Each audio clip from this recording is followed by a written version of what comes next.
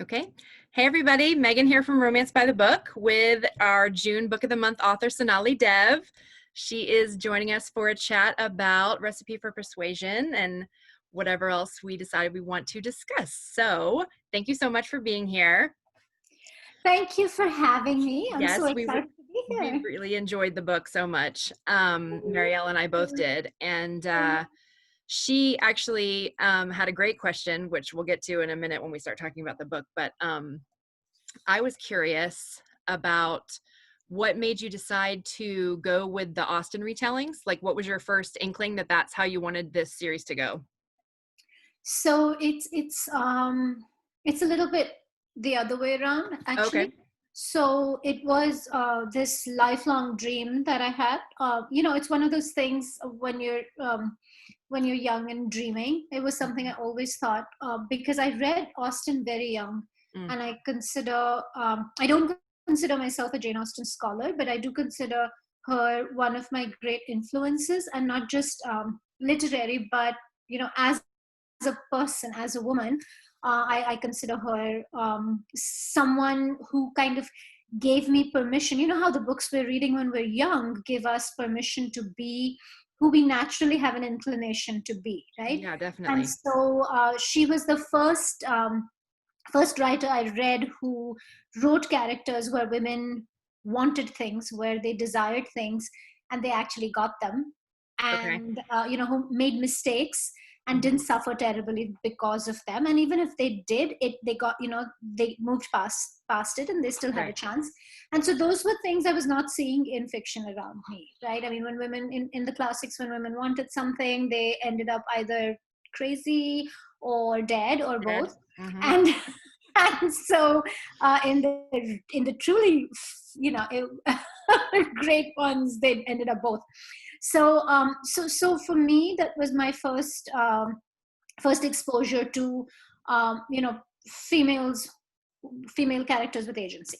So she was very formative for me, and so I always thought I would. And my first experience with, or my first exposure to Jane Austen, ironically enough, was a retelling. Because when I was in sixth or seventh grade, there was an Indian TV show that was Pride and Prejudice, set in an Indian family in Oh, India. cool. And um, and so that's when I saw this character. I'm like, wow, this woman has opinions. And she doesn't temper them. She doesn't pander to men, and she's loved because of it. And everything I believed about myself just sang. And so I went out and got the book, and then I read. Then I kind of have read her books Right. innumerably after that.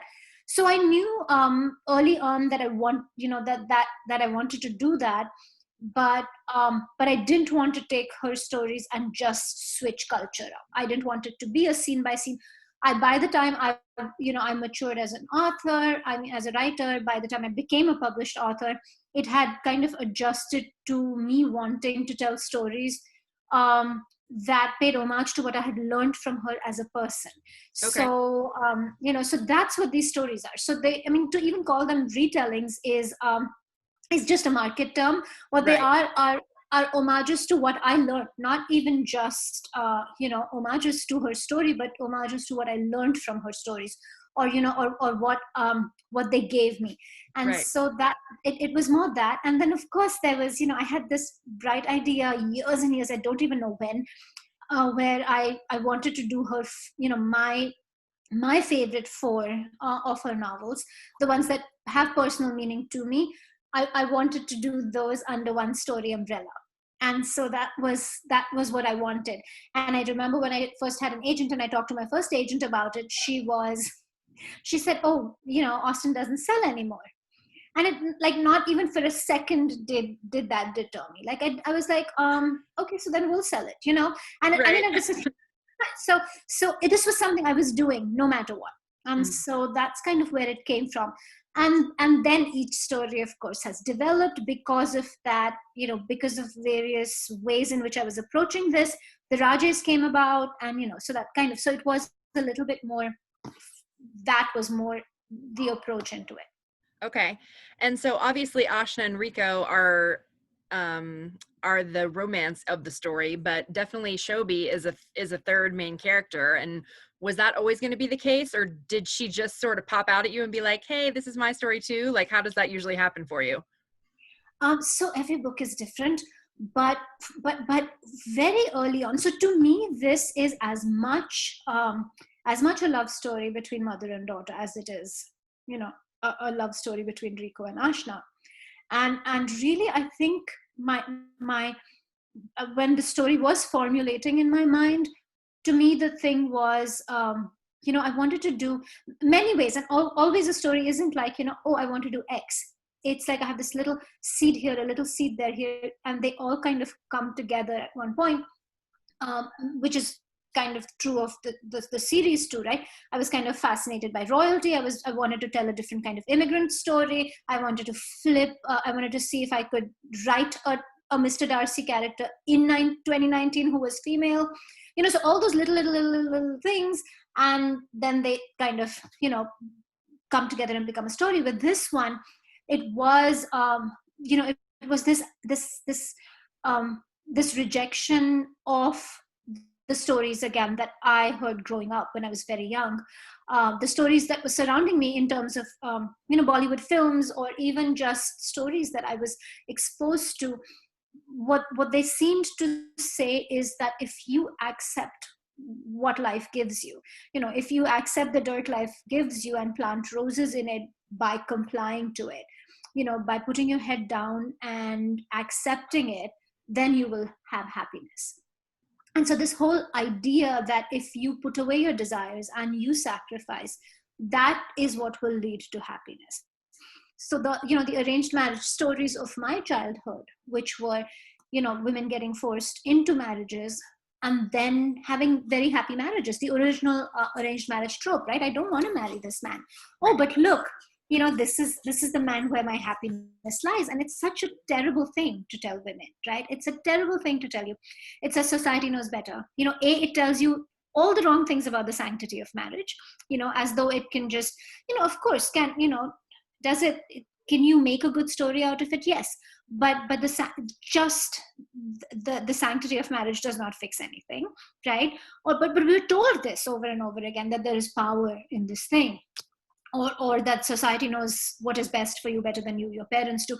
And all of this was, ideas that I was rejecting always, and Shobi is kind of how I explored that whole thing, because I wanted to write a woman who said no. You're telling me I will lose everything if I go after what I desire. I will still go after what I desire, and I will prove you wrong. And so to me, it was pushing into that thing. Yes, this does happen. Of course, there's collateral damage. We're told all the time that you will lose things if you want everything. And do we lose things? Yes. But is that the end of the world? Or can we then find happiness on the other side of it? And so to me, Shobi was very much, exploring that. So I did want to write a two-generational, and I was also I am fascinated by this concept that, as mothers and daughters and women, and grandmothers, as generations of women, we're all, we all have the same experience, but the world around us keeps changing. And, and because women have, really, when you think about it, how much have men's lives in terms of their inner story changed over centuries? But if our mothers, inner story and journey, and our grandmothers, miles and miles, right? We've come so far. And so I'm fascinated by that repeat of experience, and how a changing world changes it, and how we fuel that change. And so I wanted to do this two-generational, retelling of the second chance love story. And so with Shobi, obviously we got some flashbacks into her past, and how her life changed after the choices that she made. And I definitely got the impression that, especially like in her talks with Omar, about how I don't think she fully realized how much she would lose with her daughter when she made the choice that she made. And so I was very interested in how she kind of slowly, softly pushed, because of course Ashna is a runner. So she can't just lay it all out there. She's got to just like slowly push it in. And I thought that was really interesting how the dynamic between them changed throughout the story, mostly because I felt like Shobi changed um her action plan, kind of. Do you think that that is So this is the thing with Ashna. I feel like, and even with Shobi's a more overtly strong character than Ashna is.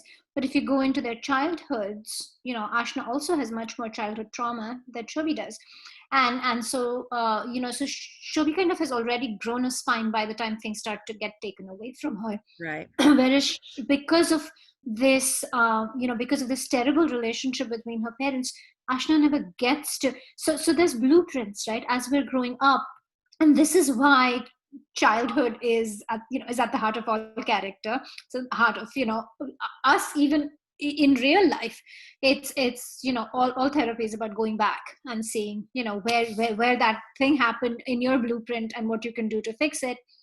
And so you learn, you learn your own worth, you learn how to navigate relationships, all the things that you learn, she doesn't get to.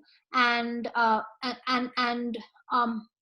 she learns from how she sees her parents treat each other and her is that she's not worthy of being loved. So even when other people show her love, she is still she's just never learned that skill, and this entire story is really her journey to learning that skill. So she has no, I mean, you're starting from a person who does not have that language, and she gets a glimpse into that language when Rico comes into her life, but she doesn't know what to do with it. And so it's almost, even without all those tragedies, it's she just doesn't have the, she does not have the tools or the language to even have that conversation with him, in terms of relationship. And so she is very, very difficult to get to, because she not, some people can block things off. Right. She has never even developed the skills, right? And even when she gets love from her aunt and all of that, she almost doesn't know what to do with it, right? She doesn't feel deserving of it, she doesn't own it. And it's her journey to getting there, to realizing, that I'm worthy of love, I'm just coming into her own. And so that whole story is just her coming into her own. And Shobi's a very smart person, right? And she's but also what happens in life often, I mean, my son turned 21 last week. So life goes by in the blink of an eye. Like, you wake up and you think it's gone. It's I had a baby and I have that memory, and today I have this adult child. And so that happens in life. And if you're strongly chasing something, there's a lot that just falls by the wayside. And I think that Chobi does literally, like, she just is going after things, is just trying to fight one. At one point, she's just trying to fight one battle at a time. She's trying to survive. And she keeps losing stuff. She doesn't know what to do. She compensates for it in other places. She tells herself lies, and that happens in all our lives. And by the time she wakes up, she realizes that something really precious has been lost. And so again, being a very focused person, being a warrior, she's like, what do I need to make this right? And that's her personality. And so she, at one point she realizes the way to make this right is to stop, is to understand my daughter, not manipulate her. Not that she's a manipulative person, but she's been trying to do, she just wants this so badly. And because of how the rest of her life goes, she just gets used to getting what she wants. And she has to adjust how she gets, through to Ashna a little bit. And some of that is accepting her blame in it, while not while understanding that blame and taking on the parts of it that are hers, and kind of getting Ashna to understand the parts that are not her. And so, so that's, yeah, that's the whole, they learn to navigate each other, which is, I think, every mother-daughter's journey, you know? Definitely. I Yeah. think a lot of people figure it out earlier on because you're stuck in the same house and you have to figure out how to live together. And Oh, obviously they you'll be couldn't figure it surprised. I mean, how many stories have we read where your mother, your mom's on the deathbed, and that's when this whole, the classic women's fiction plot, when you out. Right. when your mother is dying and you go and kind of finally make peace with her.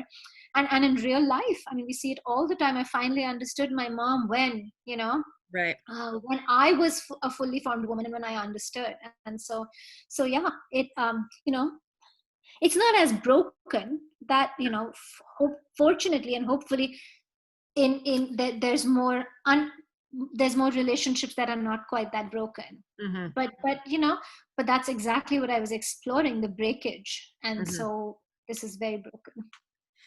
So switching gears a little bit to the food that we talk about in the book, the whole time I was reading this book, I was hungry. Mary Ellen and I were talking about that, Really? and she was curious if you went about making the dishes that you decided to put in every time to kind of see what would fit, or if it's just dishes that you're always familiar with and so you knew what would fit. you know there is a lot in writing that you struggle with. I don't struggle with food. It is, I mean, I struggle with food in other ways, but we're not talking about For that. real. Uh, Yeah. food comes naturally to me. I'm a foodie. I love to cook. I always have. I come from, a family that's very, very foodie. Our lives revolve around food. Literally, I mean, it's Father's Day this weekend, so the kids are going to come home, and the only thing we really discussed about them coming home is what we're going to eat, What do you want to eat? and, Yeah. and yeah, and what's going to be open, and you know, all of, so it's like so food focused. It's almost ridiculous.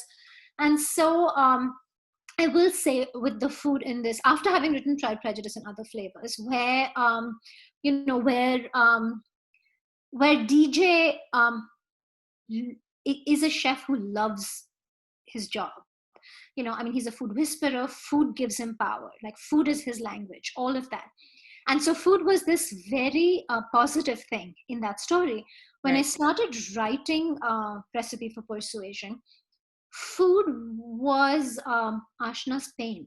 She has this really ugly relationship with it, because it's the last thing that gets left between her and her father, and that relationship was so ugly. And so it's almost the essence of everything. And so for her, personally and emotionally, sorry, emotionally, it's an ugly thing. And Mm-hmm. I was like, oh my gosh, everybody is so happy with the food portrayal in Pride, Prejudice, and Other Flavors. Readers are going to be mad at this. But I was like, that's the relationship. But as I started writing it, it became her path to healing. It became how she and Rico reach each other again. Mm-hmm. And so this thing that I was thinking was going to be an ugly thing made itself beautiful again, right? And made itself meaningful to my story. So that just might be something subconsciously with me and food, that I can't Right. make it an ugly thing. But as far as the details, I mean, there were I one of the reasons Rico is from Brazil is because about 4 years ago we visited Rio de Janeiro, and totally I fell in love. Like, I wanted the spirit of this city. I grew up in Bombay, and the spirit of Rio spoke to me so much, like at that level, because it's such a city with a spirit, right? Like Bombay is, and like New York is, and like London is. I don't think all cities are, but some are specifically more than others, and Rio is absolutely one of those cities. And so I knew I was going to write a person who is from there and who embodies that spirit of the city. Almost you can take a boy out of Rio, but you can't take the Rio out of him, Right. kind of thing.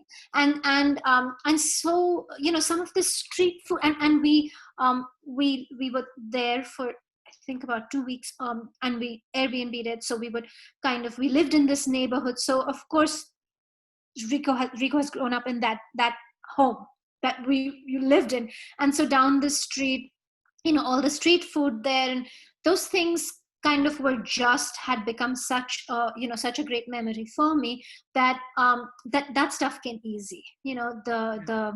The dolce de leche stuff, churros, all of those things. We ate them every day. Like my kids picked one up on our way in, on our way out. We'd never Right. eaten anything like it. It was, the tapioca pancakes, all of that. So it was, and naturally, not being from Brazil, I have a limited, my exposure was limited to that. And so Right. easily the stuff that felt familiar to me came, became part of the story. And then, of course, when I had, I had readers who are from Brazil read it, they also related to it, and it made them really happy to see that stuff on the page. And so that was really great. So the food, once it became that the food can't just stand alone, it has to have something to do with where that moment in their relationship is. It kind of was then the natural choices of, of what kind of food would embody that, what kind of food, you know uh, would it be that two teenagers would eat, or a teenager who has moved to a whole new country would kind of hunger for. And so pretty natural choices, I think, for me. Awesome. So one of the things we always ask all of our authors every month is if we were like a fly on the wall in your office while you were writing, what would we see? In the office, physically? Oh yeah, or wherever you write. Like if we're a fly on the wall watching you write, what would we see? Do you have snacks? Are you in a certain spot? Like how do you do it? So one, is that I write, all over my house. Okay. I have, well, I shouldn't say all over my house. I have spots. So I have an office where I was when we Hmm. started this call. I have this spot where I'm sitting, which is my living room, Hmm. and my sunroom, where 6 months of the year, because we live in Chicagoland, so it's so the winter you can't really, so between, Right. I think, from this year we started in February, we had some good days. So usually from about April to November is when I totally love to write there. Um, Snacks are again, often with me it is what phase of writing I'm in. And currently I just sent my daughter out yesterday because my book's due on Tuesday and we were out of snacks. Ah, And I was like, I have to I have can't do snacks. And so, it. so we now we're stocked, or we were until this morning stocked with potato chips and, and popcorn and, cookies. I have to eat gluten-free cookies, but there are times in the process when I can be healthy, but there's just times when I don't even like try. I need that fuel. So that, and my office, where also generally that's my revision space, which is weird because, when I'm writing, I think I hate writing my first draft. Like that's my least favorite part of the process, and it just makes me like so restless, and I kind of don't want to be here. I don't want to be doing it. I'm like, oh look, internet, oh look, Twitter, Right.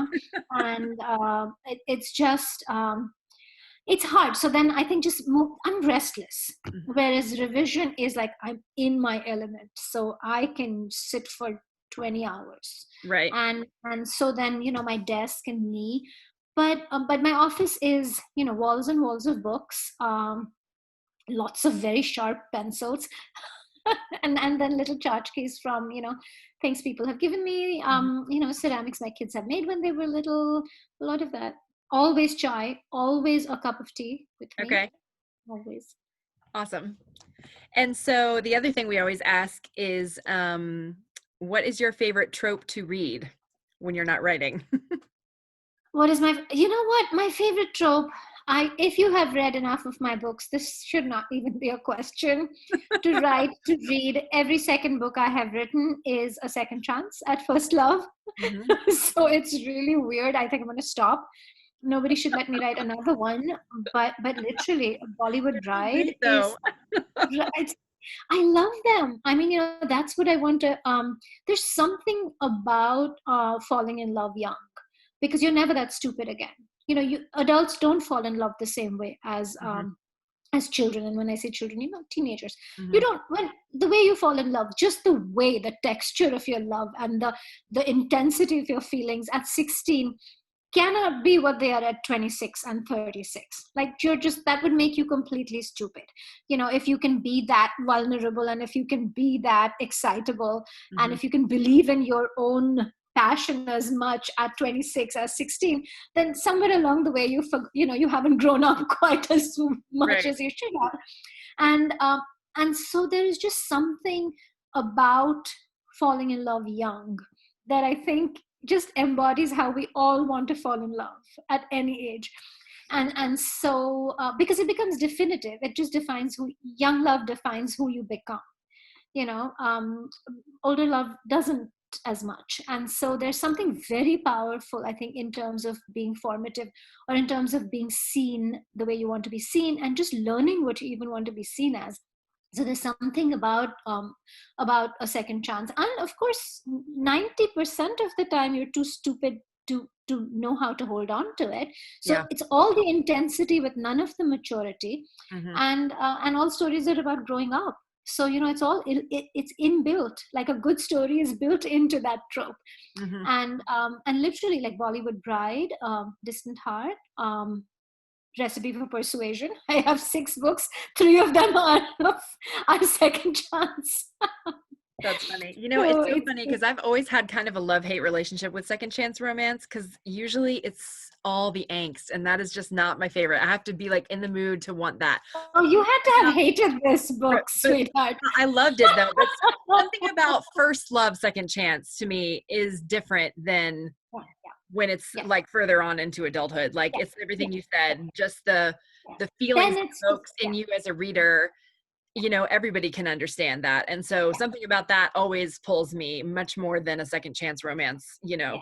from adulthood. Yeah, I wouldn't even call a second chance, like it's second chance at first love. Like, that's what I mean. Yeah. It's, if it's, if you were a grown ass adult and you couldn't make it work, you're gonna have to work really hard to convince me, Yeah, that you absolutely. are somehow, yeah. So they're completely not the same thing. But yes, it's and even to read, like, if I think of all my favorite, like, totally my jam, again that magic, which was one of Mm-hmm. my first and most favorite Lisa Kleypas books. Just, I think every one of my favorite romances, and I'm trying to think now, is that because, as I said, it's like so built in. Yeah, the Yeah. other, just a plain second chance. Yeah. So usually I say, if I'm like forced to pick one, I would think my favorite trope to read is like the best friend's little sister, or big brother's best friend, whichever incarnation it takes. That's usually the one that hits me. And I think for a lot of the same reasons that first love, second chance It's, is because yeah. it's just those feelings of like, you've loved them since you were a teenager, and like I feel like everybody can relate to that. So I've always liked those. And it really is very much tied to the same trope, the same reasons. You're Mhm. absolutely right. It's and you're adding the forbiddenness to it, right? Right.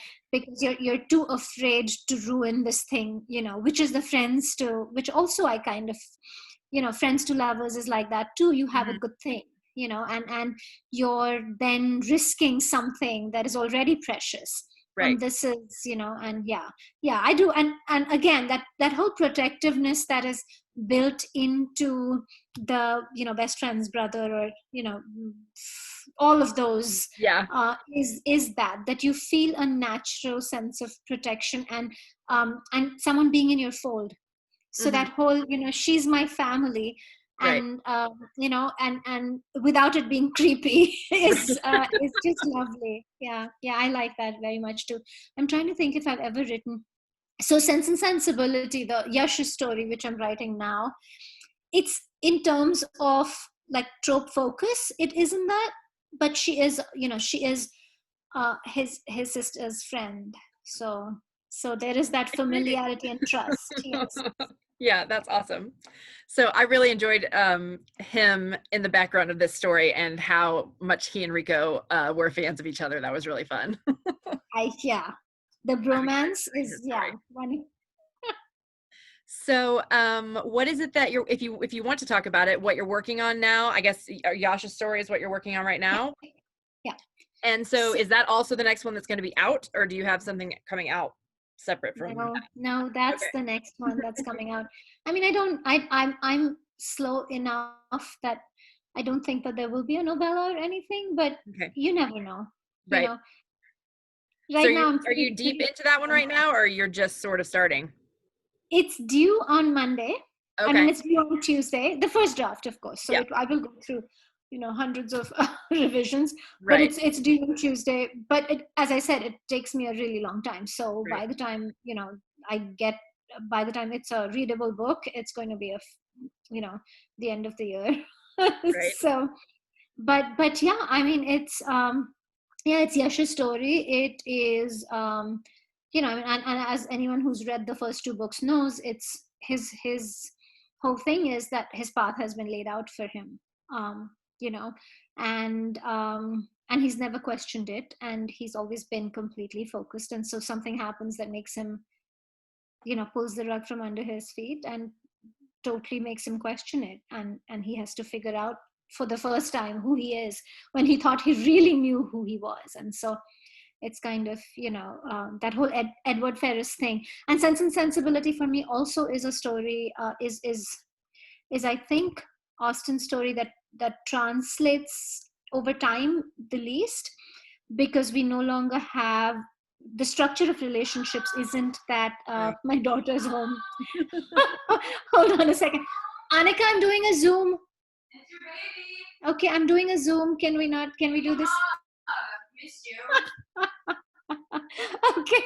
Oh my gosh. Okay, this is going to be on Instagram. So you. Okay. Hi, mommy. All right. Okay. Oh, hello. All right. Where's my dad? Annika, this is. It's. Hi. Hi, I'm so sorry. That's okay. So come. She was out at the beach. So okay, good. So, all right, that was interesting. Where was I? Okay, Talking hold about on. I how need to stop. the structure of relationships is so much different now that it's different. It doesn't translate as well. Exactly. So that whole thing where the way that once you had a courtship with someone, or once you had made that's not how we do relationships anymore. It's Right. so much more fluid. So that doesn't translate well. And I think the whole, for me personally, I had, as a story, I had an issue with this whole concept that somehow Edward Ferris is a gentleman because he keeps his engagement, because I don't think he does. I mean, he does have a relationship with Eleanor. Just because he doesn't put a label on it Right. doesn't mean he doesn't. He puts a woman in a situation where she would fall in love with him. Mm-hmm. And so he does absolutely cheat. And so that whole idea, and so I had to, so I kind of, there's so this again is very much my take on it. but um but also Edward Ferris's path was laid out for him. He didn't like his path. Now Yash does not like his path, but he for sure, something happens that makes him question it. I'm very excited to read that. So, well, thank you so much. This has been really fun. I hope everybody enjoyed reading the story as much as we did, and Thank you. they'll be very excited to have you for your takeover of our I'm page so on the excited. 27th. So that should be great. Well, thank you Thank so you much, so Sonali. And thanks for everything you guys are doing. It's just so amazing to see. I love that Mia is your next, Worst Best Man is your next book. And so you guys are doing great work. I'm so thrilled. thank you so much. Okay.